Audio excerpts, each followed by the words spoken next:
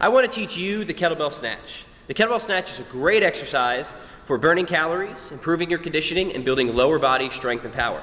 I'm Pat Flynn. This is the Pat Flynn Show. Let's get started.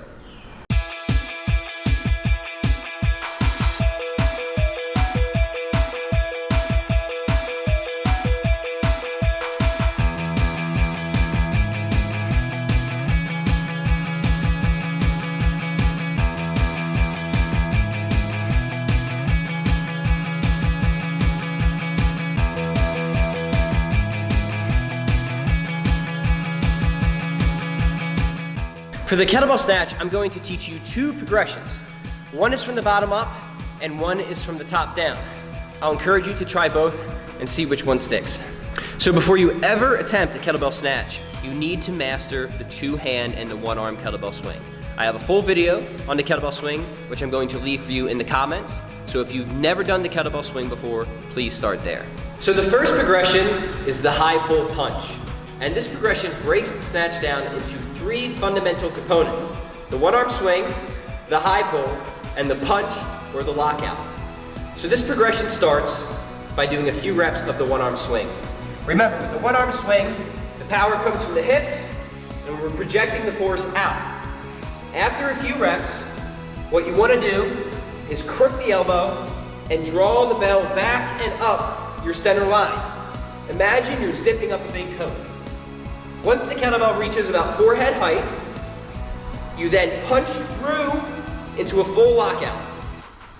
Once locked out, you reverse press the kettlebell and safely bring it back to the ground. Run the progression as many times as you need in order to figure out the groove of the lockout. The next progression that I want to teach you is the top-down kettlebell snatch progression. This one is almost completely the opposite of what we just did, but it's going to teach you two very important concepts. One, it's going to teach you how to tame the arc.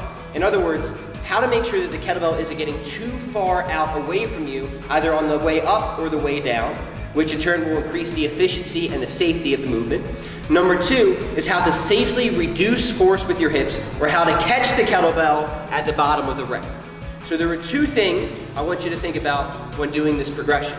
Number one, at the top, you want to actively throw the kettlebell straight down, aiming for your stomach.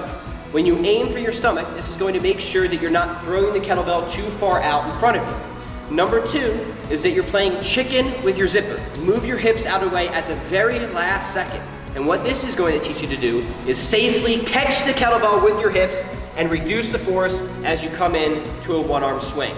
After you do that one-arm swing, you can park the kettlebell and then reset and work the progression again. So I have two more tips before you go. Tip number one is to not grab the handle of the kettlebell too tightly. If you hold on too tight, you may tear a callus because the kettlebell is going to grind in the base of your hand, and that's not good. Tip number two is make sure you commit to the movement. The kettlebell snatch can be intimidating at first, and I get it. That's why we work these progressions, so that we can gain the confidence we need to commit to the entire exercise. So don't rush into doing the kettlebell snatch. Spend as much time as you need on the progressions until you feel you are ready to see the movement through. That being said, the kettlebell snatch takes time. There's a higher learning curve to this exercise than there is to, say, swings or one-arm swings. So be patient, and a lot of it comes down to getting your reps in. So practice a little bit every day to grease the groove and to build your skill and confidence. I hope this video helps you to better understand the kettlebell snatch and how to master the technique. I'm Pat Flynn. This has been the Pat Flynn Show. If you have any questions on the kettlebell snatch, or you're having any issues or trouble at all, please leave a comment. I'd be happy to help.